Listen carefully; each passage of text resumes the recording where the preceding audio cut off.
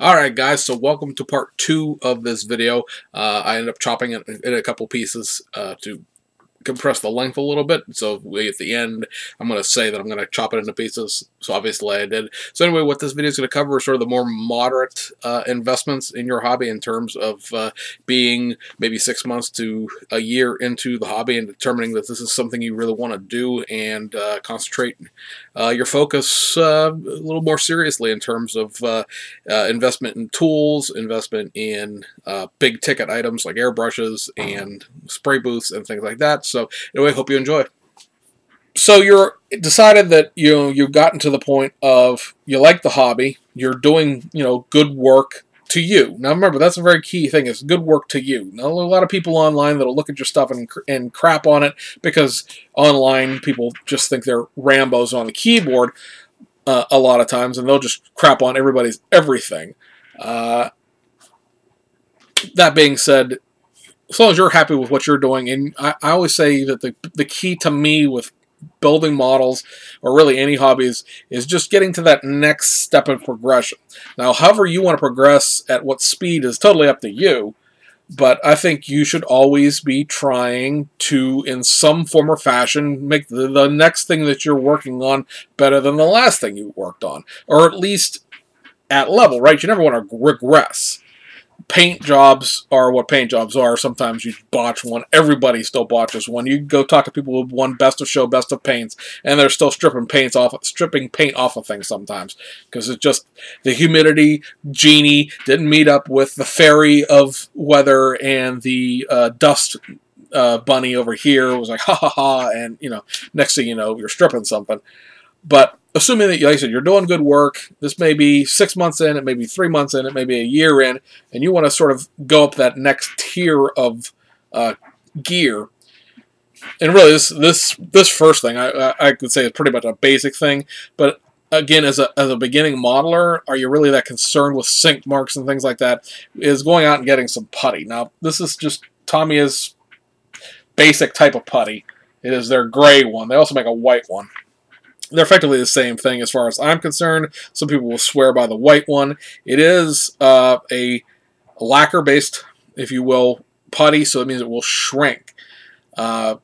But for a lot of very, very minor work, like you're filling in an ejector pin on something, this will more than cover it, and you don't have to worry about it shrinking up. If you're doing major body work, you don't want to use this. But for very minor things like fixing a seam, puttying a seat back into a seat front to completely remove that seam, this will work for you on that. If you're trying to get into, and I don't know where it is off the top of my head, it may be in here, but it's probably, oh, it is. You're getting into like larger sections, and this is unfortunately has had some stuff dropped on it, so pardon the look.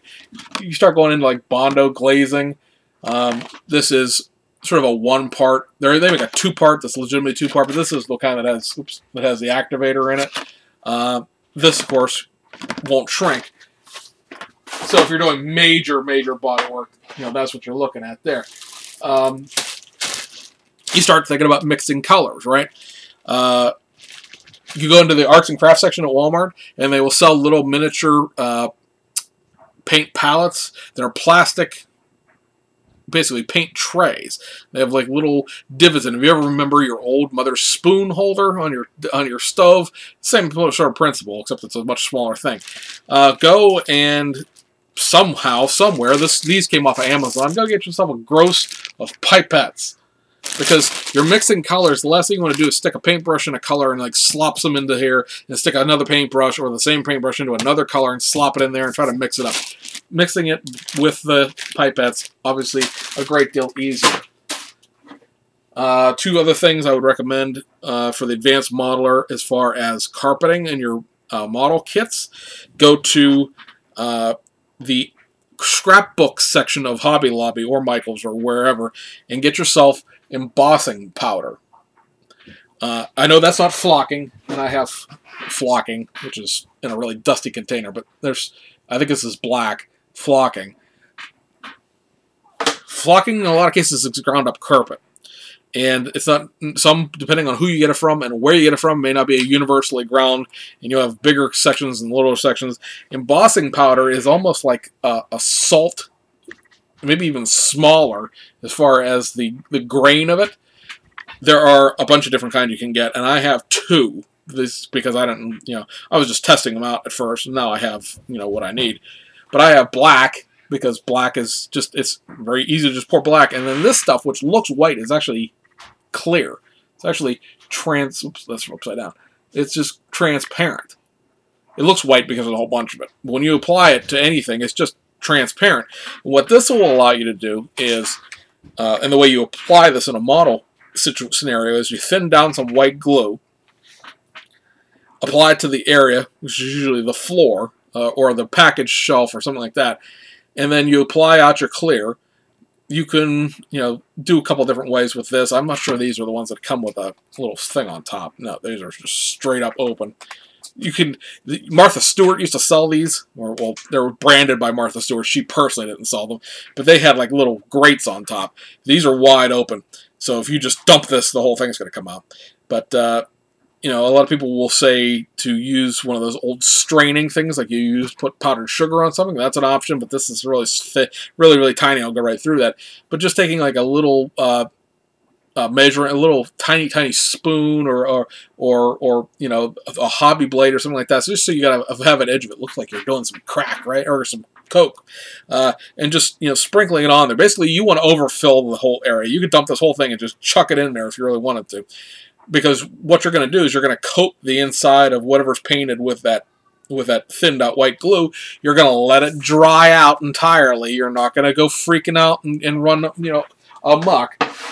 Let it dry out entirely, then onto your instructions or onto a piece of paper that you can fold into a V so that you can pour the excess back into the container. You just take it upside down and shake it out, and all of the excess will fall out, and what is glued to the surface will stay. The clear stuff is very easy to deal with in the terms of matching paint colors, because now you have the carpet down, and very lightly, don't brush paint it, especially don't, well, you can brush paint it if you're careful and you're just not slopping paint in there. Do not spray paint it because it's going to be too much paint. This is more of an airbrushing and sort of, like I said, a medium to advanced technique. You can go with your interior color and just, and basically paint that stuff. And ta-da, it instantaneously matches your interior color because you're painting it the color that you want it to be. Some other stuff that you can look into, and this is Hobby Lobby type of things, or just going online. There's a company called Ultra Brush that makes teeny tiny little brushes. There's this style right here, which is not really particularly handy for a lot of things necessarily, because of that being nylon brushes, but you can use it to apply glue, or it can be used to like paint clear or color on the back of a piece of photo etch that you want to adhere with clear rather than with glue. And then there's this stuff, which are incredibly tiny paint brushes or glue, adhesives.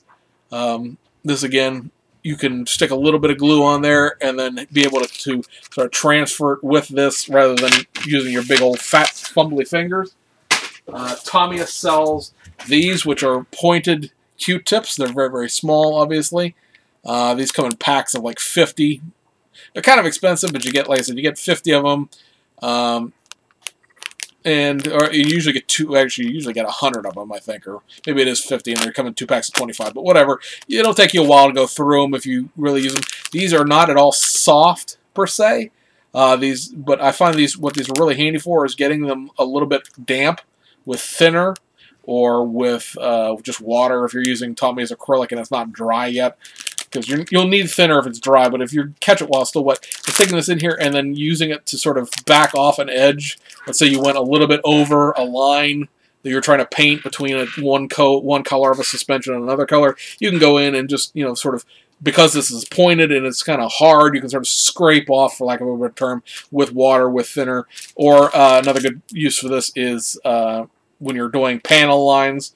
Going back over the panel lines when they've dried and taking the excess off the outside by getting this in thinner. I don't know what those cost necessarily anymore. I haven't bought any for a while because the ones I have last forever. A big tool that I recommend is some form of magnifier, some form of something for your eyes. Unless you happen to be watching this and you're 16 and you have perfect vision, the rest of us can't see for crap anymore. This is Carson Opticals, and this is the one I use, so it is the one I recommend. Carson Opticals Magnavisor, or Optivisor. Magnavisor, Optivisor, one or the other. Just Carson Opticals magnifier into Google, and you'll get sent to their Amazon page. This is where I picked this up. This is $32. It comes with a whole package, of which there are 4 different grades or magnifications, and they come in. It does come with this little box to store them in, and a little piece of cloth to clean them with. Oh, yay! Anti-static cloth. And they are pretty much from 1, which is kind of pointless because at that point you're just looking through it like you're looking through it. You're just wearing it basically for the light, all the way up to like 3, which is this one here, which is you know, the blind Mr. Magoo things. But boy, does it magnify the heck out of everything. Why I like this one over an Optivisor or a Magnavisor, whichever the one is that it's squared off with just a magnifier in the front, is wearing this, aside from being goofy, is you do not lose your peripheral vision. If somebody wants to come up to you, they're not going to scare you because you're in that dome with the other one that you can only see out with. This is adjustable forwards and backwards. If I move my big fat head out of the way, it'll go all the way up in there for storage. But if you happen to have glasses, now I wear contacts, but if you happen to have glasses, you can adjust this, you know, back and forth to wherever you need it as far as precisely working with your glasses. This is a pretty comfortable headband as far as I'm concerned compared to some of the other ones I've seen. I know Hobby Lobby sells a couple of these really, really cheap, and they're going to be that quality, especially because these are optic grade cut lenses. They're not just plastic things with magnifiers. These are actually, they're polycarbonate, but they're glass, you know, they're glass. And then there is this light on top of here. This is a 3 LED bulb. It works on 3 AAA batteries. There's a little hole in the bottom so you can pop this out. Now this is magnetic, so you can stick it to whatever you want it to in terms of just using this as a light. And this neck adjusts up and down, and this thing goes 360 degrees basically, or thereabouts. And then obviously it fits into the top of the Magnavisor. And when you have fresh batteries in here, it's bright as a mofo. Like I said, I can't recommend this particular one enough. I didn't think I needed a Optivisor. I did not think I needed a Magnavisor until I had it. And then I use this all the time. I've seen some couple people say, well, if you use this all the time, you'll make your eyesight worse.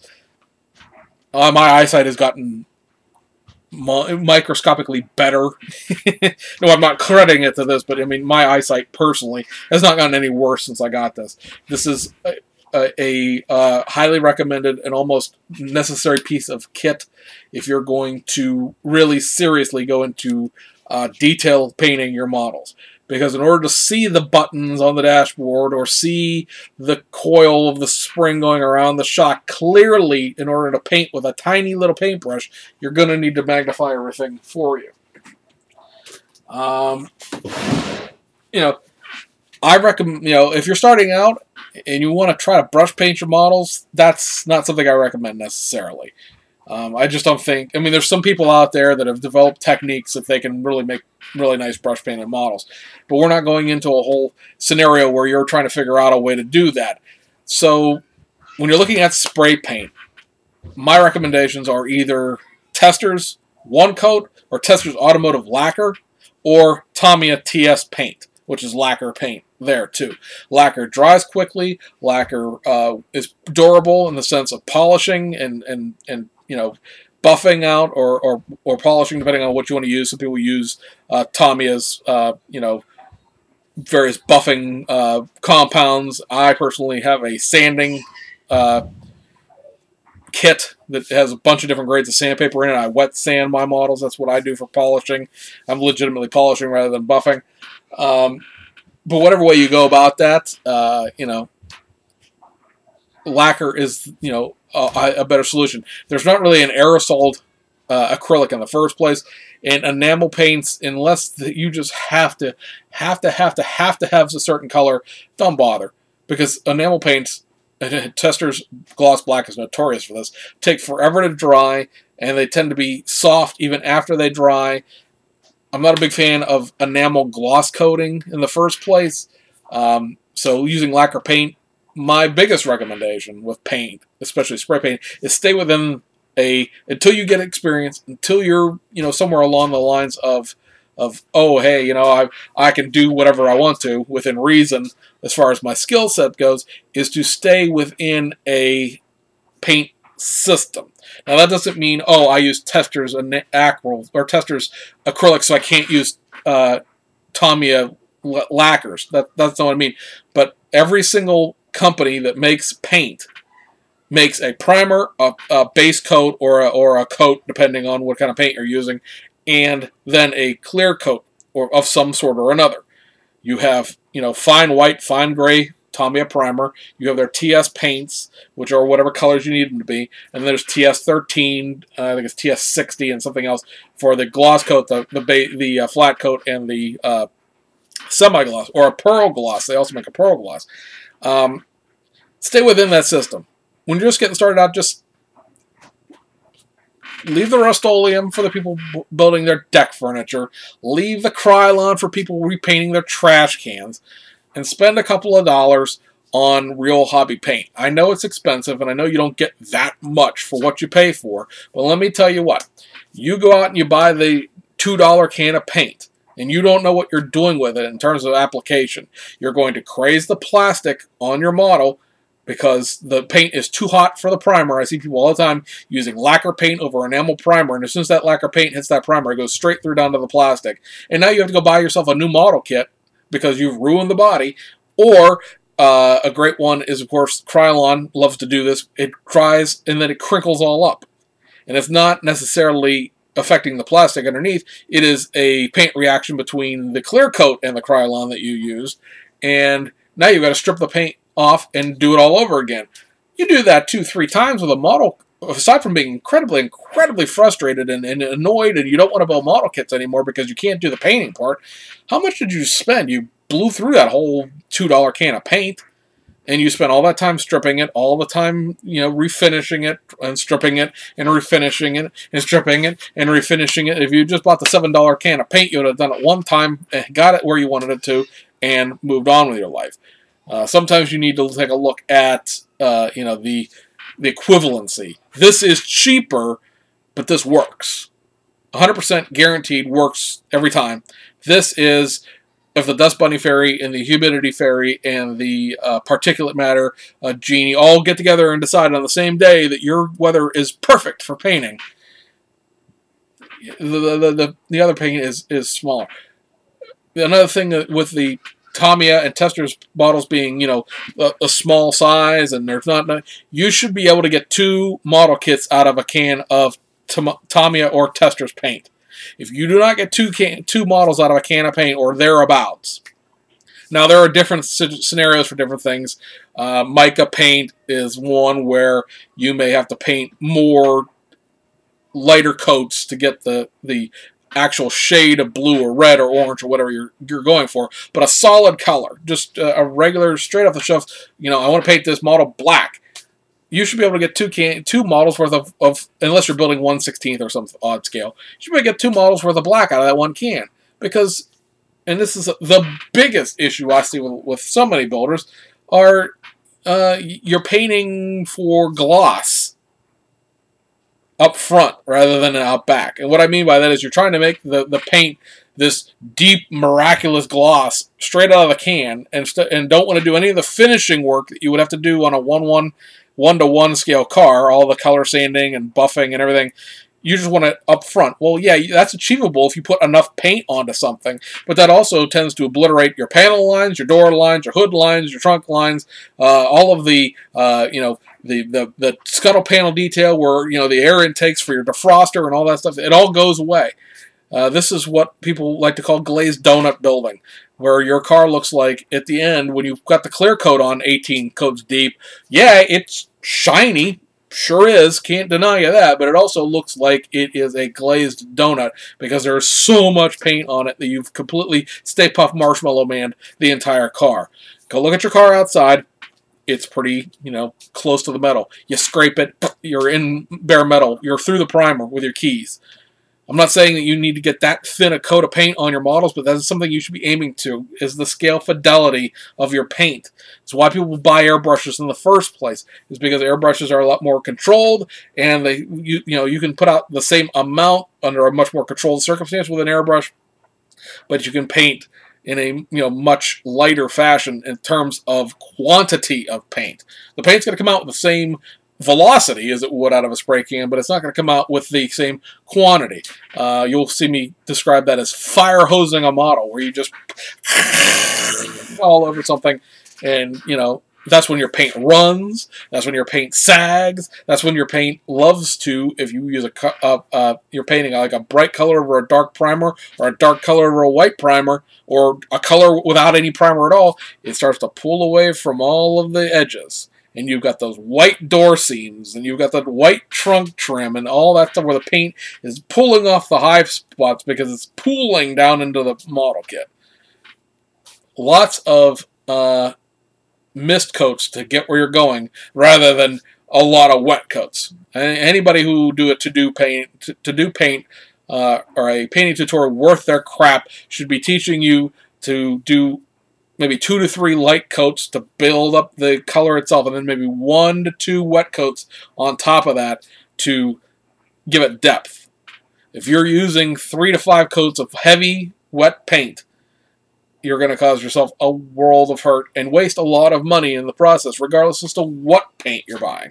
And yeah, you're going to go through a lot of paint. I saw somebody the other day tell me that in order for them to achieve the depth of color that they're looking for on their models, they go through 2.5 cans of Tamiya paint every single model. I'm like, are you spraying 2/3 of it off to the side or something? Because if you coat a car in 2.5 cans of paint, it's going to look like you put 2.5 cans of paint on your car. It's shiny. No doubt it's shiny, but it also is about an inch thicker than it should be. Another piece of kit that I recommend is your Tamiya paint stand. You'll get both of these in the package. You can pick this up at Hobby Lobby. It's like $20, so that's like $10 out the door.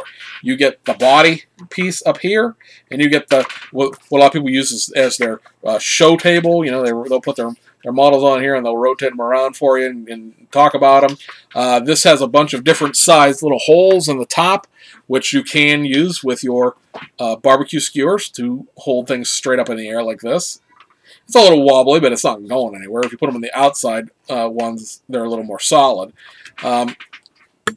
There are a bunch of basically plastic bag closure type things that fit into here. They'll give you, I think, 4 to begin with. It'll hold 8 altogether, and they fit into these outside ends. They're basically binder clips that go into the outside edges here. What you do with this is up to you. I tend to, when I'm spray painting an interior or a chassis, I will either paint it directly onto this surface, or I will, paint it while holding it, and then put it on here to dry.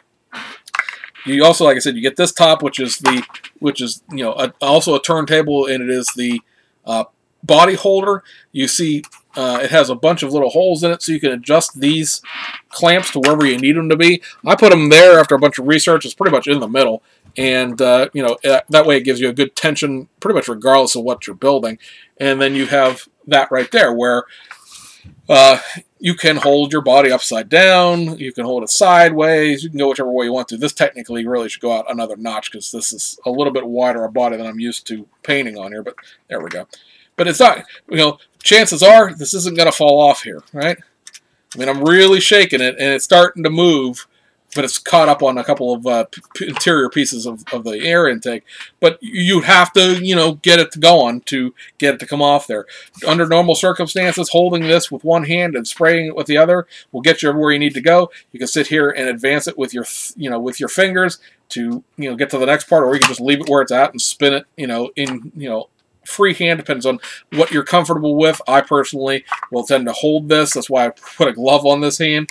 And, again, for effectively $10, $11, go buy yourself one of these. Stop taping the things to the top of spray paint cans. Stop taping things to the top of pop bottles that are upside down and everything else. I see so many people like, oh, my paint, my body fell off in the grass, and now my giant Stay Puft Marshmallow paint has inch-deep grass blade marks in it. Well, if you used one of these, I mean, it's the base is huge. I mean, you don't put it on this. You just like this. I mean, what exactly are putting this on where it's falling off? This part here, like the part where it snaps together, is like snapped together. You'll never get that back apart unless you really pry on it. So it's not gonna just fall apart. Stop taping things to things. Yeah, you can make a great paint hanger, a paint stand out of a coat hanger with some duct tape taped to the inside. Believe me, I've done it.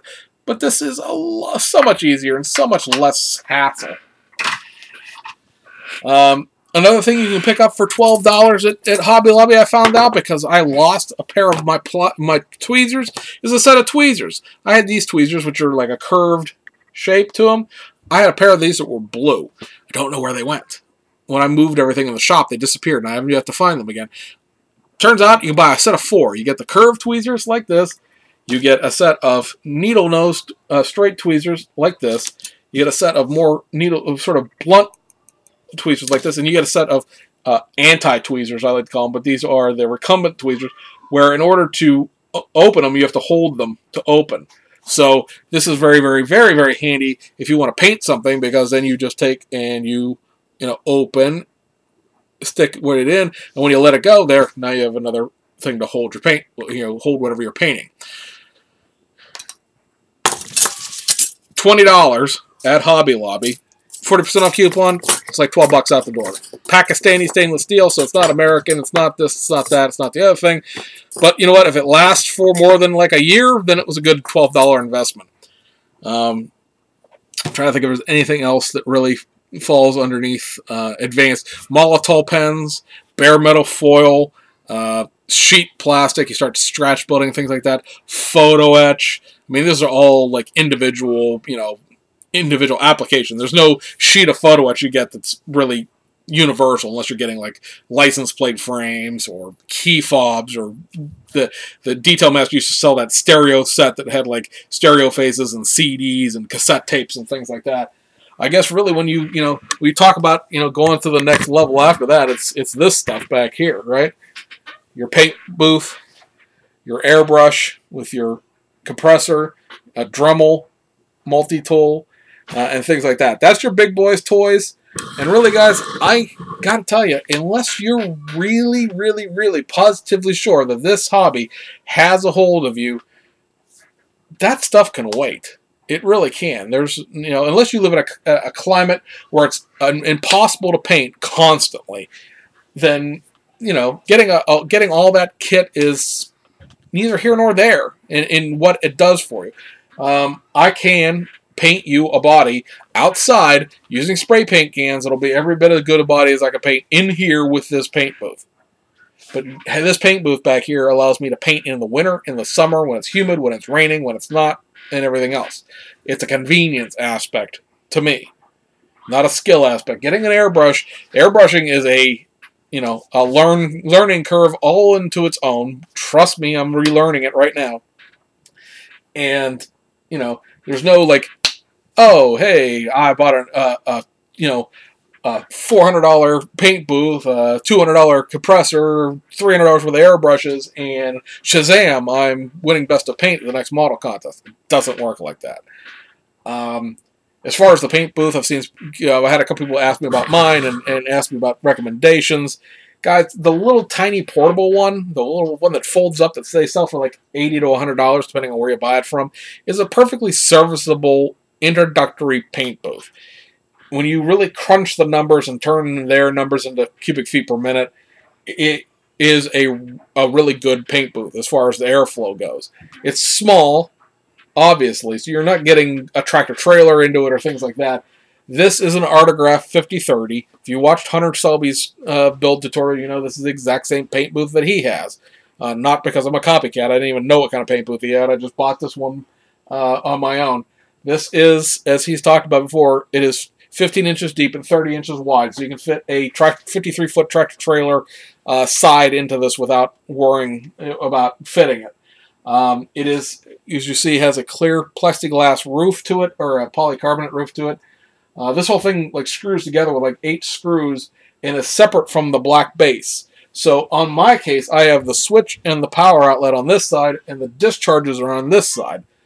You can turn this whole thing around so that the switches are on one side and the discharges are on the other. It is not set in stone to be set one way, which is really nice about this, because then you're not, you know, oh, I need an extension cord or whatever.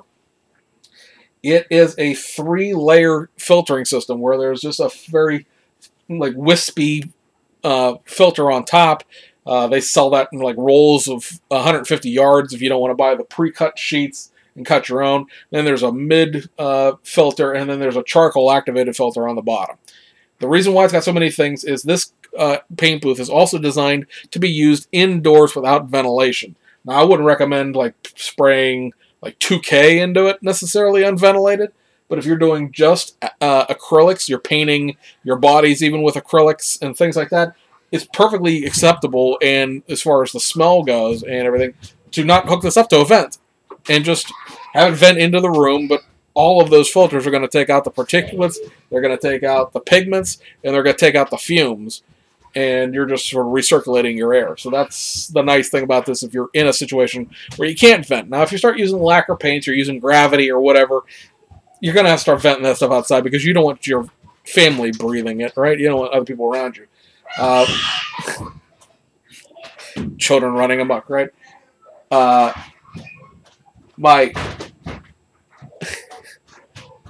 Who knew for 3 people, 2 of them who are under like 50 pounds could make that much noise, right? My compressor is a Badger compressor. It's the top of the line compressor they sell as far as this series. It is a tanked compressor. It is a 1.5 or 1.25 gallon tank on it. I've got it set up already as far as being ready to go for my airbrush, so everything is tight on there. It holds air, nothing leaks, so I'm happy with that. One thing I will tell you guys, if you're going to start spray painting lacquer paint, go buy yourself a respirator. You get this. I got this at Lowe's. I did some research on it first, obviously, but I went and got it at Lowe's because that was just the most convenient place for me. What is very, very key to this system is that you go and you get the one designed for auto body as far as these cartridges and these filters. The rebreather in the middle will fit everything that 3M makes, right? But these filters, which on this are 6001s, and whatever the filters are that come with the outside of it, are specifically designed for organic vapors and for automotive paint. Because when you start talking about 2K, guess what, guys? You're talking about big boy automotive paint at that point. It's no longer, I'm using hobby lacquers. No, you're using paint. Same thing with gravity. Gravity's paint is reduced a whole bunch to work the way it does, but it's still automotive paint. Protect your lungs with something that isn't going to let you die 30 minutes afterwards. 2K, the clear coat, the 2K clear coat, is some of the most horrifically toxic, awful things you could ever breathe in. It will basically super glue your lungs together in a non-technical terms. It's got a lot of the same chemicals in it the super glue does. Do you want to aerosolize your super glue and then inhale that? No, you don't.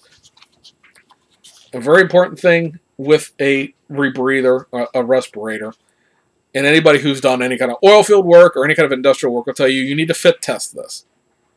Okay, and that is part of the reason why I shaved. I also have a job interview in the morning, but you cannot have a beard with one of these. Sorry, guys, you can't. Because what you're going to do with this is, obviously, to get it on,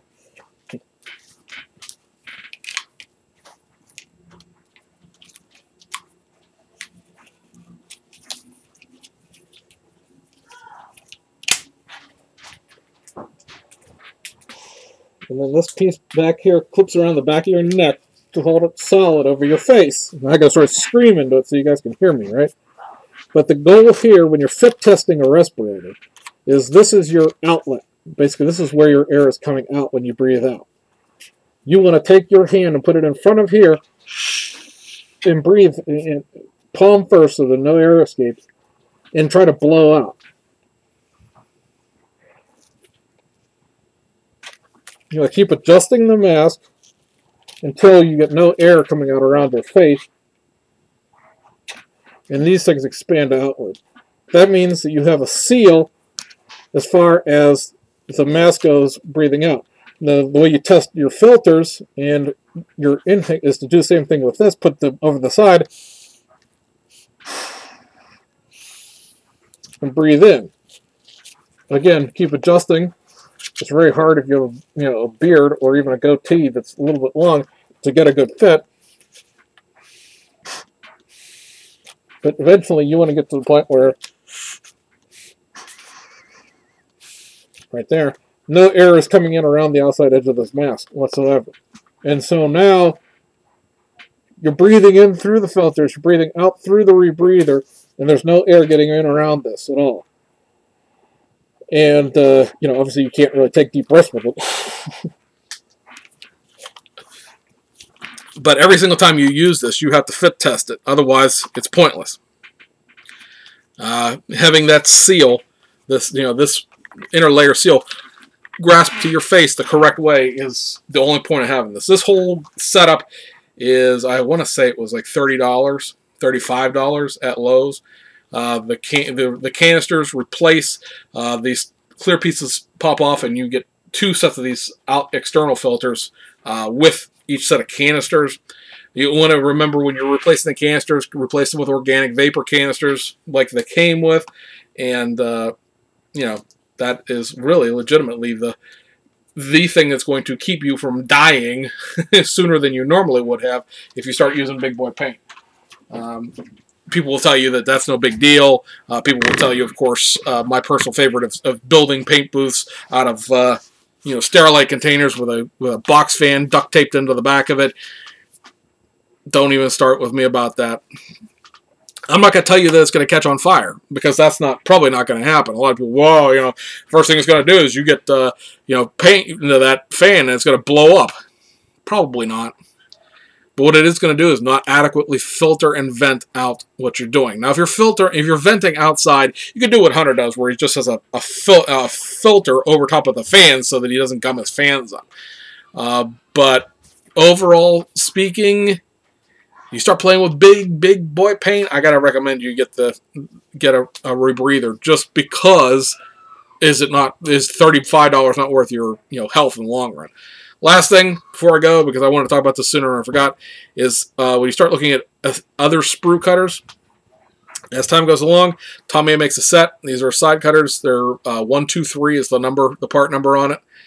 There's also another one that's a little bit different, but these have a much finer point on them than those Xuron ones do, and they're much higher quality and they have a much better feel in your hand. And there's a spring in here rather than being some cockamamie little metal thing like that. So, guys, I think that about covers it. This is a lot of recording. So, hope you guys found it informative. Hope you got some information out of it. May actually chop it up in post-production a little bit as far as pieces, so it's not as long as I think it's going to be.